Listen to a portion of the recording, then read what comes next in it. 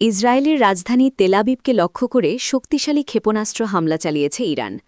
এই হামলায় ব্যবহার করা হয়েছে ক্লাস্টার ওয়ারহেডযুক্ত একটি ব্যালিস্টিক মিসাইল, যা আকাশেই কয়েকটি অংশে বিভক্ত হয়ে একাধিক স্থানে আঘাত হানতে সক্ষম। ইরানের বিপ্লবী গার্ড বাহিনী IRGC জানিয়েছে, নতুন করে চালানো এই হামলার নাম দেওয়া হয়েছে অপারেশন ট্রু প্রমিস 4। তাদের দাবি, এই অভিযানে ব্যবহার করা হয়েছে অত্যাধুনিক খাইবার শেকার নামের একটি ক্ষেপণাস্ত্র।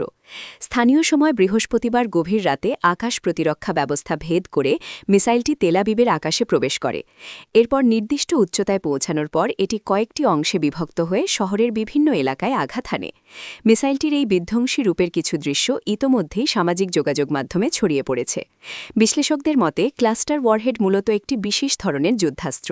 এর ভেতরে থাকে অসংখ্য ছোট ছোট বোমা বা বিস্ফোরক। মিসাইলটি নির্দিষ্ট উচ্চতায় পৌঁছালে এর ভেতরে থাকা ক্যানিস্টার খুলে যায় এবং সেই ছোট বিস্ফোরকগুলো চারদিকে ছড়িয়ে পড়ে। এই ছোট বোমাগুলোকে বলা হয় সাবমিউনিশন। আকার ও ক্ষমতার ভেদে প্রতিটি সাবমিউনিশনে কয়েক কেজি পর্যন্ত বিস্ফোরক থাকতে পারে। আকাশ থেকে ছড়িয়ে পড়ার পর এগুলো বৃষ্টির মতো বিভিন্ন স্থানে পড়ে এবং একের পর এক বিস্ফোরণ ঘটায়। সাধারণত মাটি থেকে প্রায় ৭ থেকে ৮,০০০ মিটার উচ্চতায় মিসাইলটি বিভক্ত হয়। এরপর কয়েক কিলোমিটার জুড়ে ছড়িয়ে পড়ে এসব ছোট বিস্ফোরক।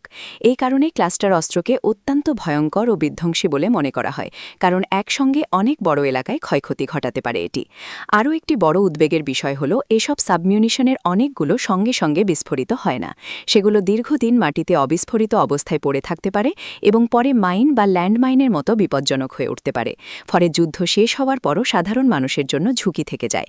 এই কারণেই আন্তর্জাতিক সম্প্রদায় ক্লাস্টার বোমার ব্যবহার নিয়ে দীর্ঘদিন ধরে উদ্বেগ প্রকাশ করে আসছে। 2008 সালে কনভেনশন অন ক্লাস্টার মিউনিশন নামে একটি আন্তর্জাতিক চুক্তি স্বাক্ষরিত হয়। এই চুক্তির মাধ্যমে ক্লাস্টার বোমার সংরক্ষণ, পরিবহন এবং ব্যবহার নিষিদ্ধ করার সিদ্ধান্ত নেওয়া হয়। বর্তমানে বিশ্বের 100-ও বেশি দেশ এই চুক্তিতে স্বাক্ষর করেছে।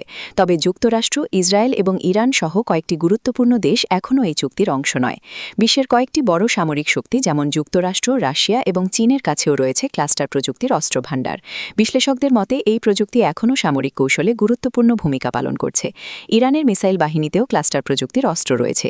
তাদের অস্ত্রভাণ্ডারে থাকা উল্লেখযোগ্য ক্লাস্টার ওয়ারহেডযুক্ত ক্ষেপণাস্ত্রের মধ্যে রয়েছে খাইবার শেকান এবং ফাজার 3। বিশেষ করে খাইবার শেকান মিসাইলটিকে ইরানের নতুন প্রজন্মের ব্যালিস্টিক মিসাইল হিসেবে বিবেচনা করা হয়। এর নামের অর্থ দুর্গ বিধ্বংসী বা দুর্গ ধ্বংস করতে সক্ষম অস্ত্র।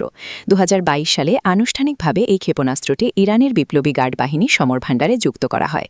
ইরান দাবি করে এটি উচ্চ নির্ভুলতা সম্পন্ন এবং দূরপাল্লার লক্ষ্যবস্তিতে আঘাত হানতে সক্ষম। বর্তমান হামলায় এই মিসাইল ব্যবহারের দাবি নতুন করে মধ্যপ্রাচ্যে সামরিক উত্তেজনা বাড়িয়ে দিয়েছে বলে মনে করছেন বিশ্লেষকরা।